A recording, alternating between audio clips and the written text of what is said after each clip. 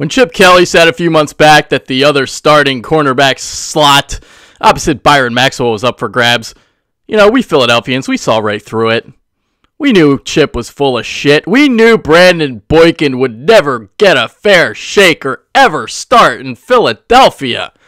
We knew that. Come on, guys. We knew that. And in the end, we were right. The Eagles shipped the 25-year-old Boykin to the Pittsburgh Steelers for a conditional 5th-round pick, which can become a 4th-rounder depending on Boykin's playing time, and it will be a 4th because Boykin immediately becomes the Steelers' best cornerback. He's better than William Gay and Cortez Allen, who struggled mightily at times last season. And for Boykin, this is a huge win for him. He's finally going to get that starting shot he's always desired. But for us in Philadelphia, well, training camp got a little bit more interesting. There's now a starting, not only the starting cornerback slot up for grabs, but also the slot. And there's a lot of guys that are going to be fighting for 2 spots. But as for Boykin, classy dude too. I took to Twitter to thank Philadelphia. He said, "To the city of Philadelphia, it's been real. I always played my heart out every time I hit the field. Always got love for you." So, obviously, going back to Chip, we know about his infatuation with size. He wants his cornerbacks on the outside to be at least 6 feet tall and have long arms. Boykin was just 5'9". Chip wants them bigger because he wants his corners to help out in run defense. Although Boykin is a feisty little guy who I thought was a pretty darn good tackler for a man his size. The one point I can't argue against is the arm length, because with the Eagles being in a single high defense and playing a bunch of cover 3 and cover 1, they want their cornerbacks to be able to use their length to disrupt the passing lanes. For example, Maxwell's arms are 33.5 inches, while Boykin's are just 31.5. Boykin was in the final year of his rookie deal and obviously wasn't going to re-sign, but I would have rather kept him for the season than swap him for what's ultimately going to become a 4th-round pick, and just a 4th-round pick. Boykin's a really, really good player.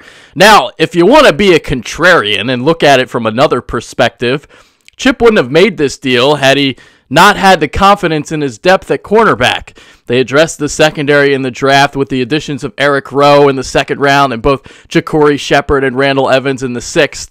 They brought in E.J. Biggers, and don't sleep on Jalen Watkins, who impressed against the Giants in Week 17 last season. They could also put Walter Thurman in the slot if they have enough confidence in Earl Wolff or Jerome Copeland to man the other safety spot opposite Malcolm Jenkins. If you look at the options further, Rowe has worked out primarily on the outside, but Shepard and Evans have experience playing nickel in college. The Birds have been shipping Boykin around for months, so they were clearly preparing in advance for his successor. And, the trade finally happened on Saturday night. If I had to guess, I think Shepard will get the nod, but if he and Evans struggle in camp, I think Watkins is the guy to watch out for. If you look at, Boykin's career in Philadelphia, best season came in 2013. His 6 interceptions were tied for 2nd most in the league. But with the addition of Malcolm Jenkins last year, Boykin saw his playing time reduced, seeing the field on just 43% of the snaps. Philly likes to keep its base personnel out there and have their safeties man the slot. When Patrick Chung was here, he didn't do too well in coverage. So if you really delve into it deeper, although most teams trot out 3 wideouts these days, the slot corner in Philly isn't as important as other teams. But I'm still not happy with this trade. I don't like the thought of throwing one of those rookies out in the fire. I'd rather have them learn and one of them take over next season.